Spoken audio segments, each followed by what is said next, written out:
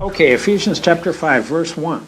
Therefore, as it be imitators of God. Now, as you're going through this, be remembering, we're imitating God. This is what we need to be doing. We need to be, our lives, if you are born again and His seed is in you, and you have been born of the Spirit, you need to be imitating and copying and acting like God.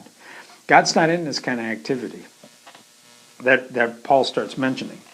It says, be imitators of God as dear children, walk in love as Christ also loved us and gave Himself for us, an offering, a sacrifice to God for a sweet-smelling aroma. But fornication, we've already looked at that, any sexual activity outside of what is biblical marriage. And all uncleanness and covetousness. Now, that word covetous, that means an insatiable desire to be trying to get more stuff, get more money, and you were just driven by it. And that's not the way the kingdom operates.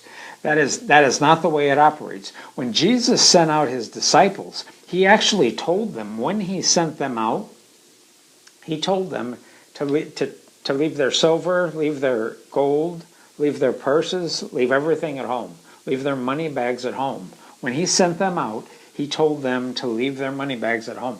Why? Part of the schooling of the Lord Jesus Christ is to get you to where you are not money-minded. The Bible, Jesus said you can't serve mammon, which is money, and God. One or the other will rule. So literally, when Jesus sent out His disciples, He says, don't take your silver and gold, don't take your purses. He said that when He sent His disciples out here on the earth. And when He did that, the intention was to get them to try to start operating in the kingdom, where they were literally going out from town to town, and they were having to believe God and trust God for their needs. And the thing is, the way the kingdom operates, you can do that, and it will work, and that is God's will for you. His will for you, now I'm not saying don't work.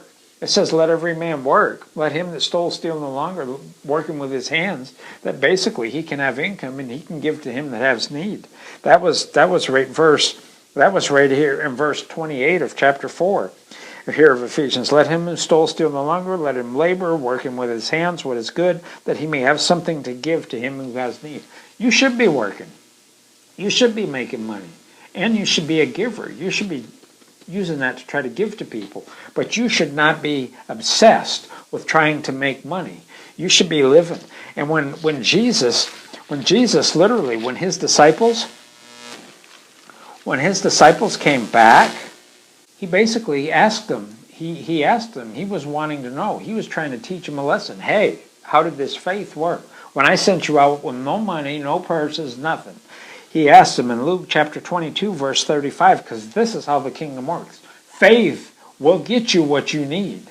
If you will believe God and exercise faith in Him for your needs, He will provide your needs. It says in verse 35 of Luke 22:35, Jesus said, when I sent you out without money bag, knapsack, and sandals, did you lack anything? The disciples said, nothing. He said, did you lack anything when I sent you out and I made you leave all your debit cards at home? I made you leave all your credit cards at home. You had to leave all your cash. Couldn't take your billfold. I just sent you out. Did you lack anything? Nothing. He says, now let him who has a money bag, let him take it. Otherwise a knapsack, let him who has a sword, let him take it.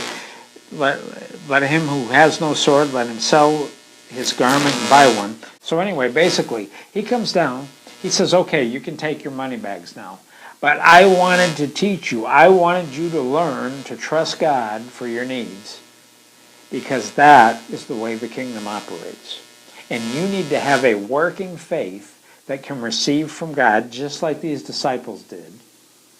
You need to begin to believe God for the things. Don't trust American Express and Visa and MasterCard. Don't trust them. Don't trust Discover. Put faith in the living God.